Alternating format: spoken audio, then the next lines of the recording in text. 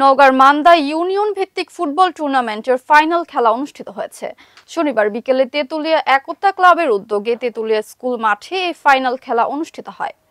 মাসব্যাপী এই খেলায় ৬ ও ৭ নং ওয়ার্ড অংশগ্রহণ করে। নওগাঁর মান্দায় ইউনিয়ন ভিত্তিক ফুটবল টুর্নামেন্টের ফাইনাল খেলা অনুষ্ঠিত হয়েছে।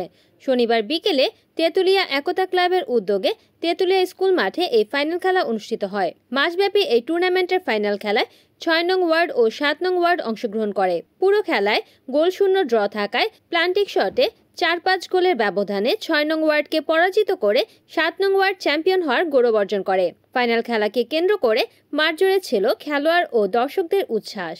অনুষ্ঠিত ফুটবল টুর্নামেন্টে তেতুলিয়া একতা ক্লাবের সভাপতি, তেতুলিয়া ডিবি উচ্চ বিদ্যালয়ের প্রধান শিক্ষক শফিউর রহমান বাবুর সভাপতিত্বে প্রধান অতিথি হিসেবে উপস্থিত ছিলেন উপজেলা বিএনপির সহসভাপতি ও তেতুলিয়া ইউনিয়ন পরিষদের সাবেক চেয়ারম্যান AKM নাজমুল হক নাজু।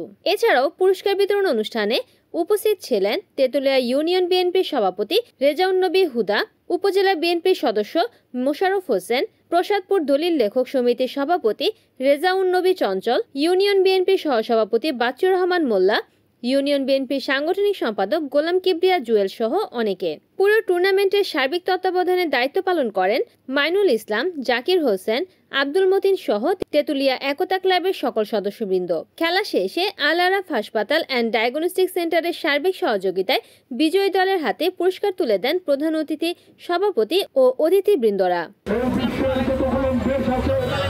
আমরা কোনো প্রধানমন্ত্রী প্রেসিডেন্টের নাম জানি না, কিন্তু সুনামধন্য যারা প্লেয়ার যেমন মেসি, ম্যারাডোনা, পেলে, রোনাল্ডো এই ধরনের প্লেয়ারের নাম 5 বছরের বাচ্চা পর্যন্ত তাদেরকে চিনে, খেলাধুলার মাধ্যম দিয়ে পরিচিত পারে। তারপরেও খেলাধুলার মাধ্যম দিয়ে মন ভালো থাকে এবং আমরা সামাজিকভাবে বিভিন্ন অবক্ষয়ের হাত থেকে আমরা বাঁচতে পারি। রিপোর্ট করেছেন নওগাঁ প্রতিনিধি ওয়াসিম রাজু, NN TV।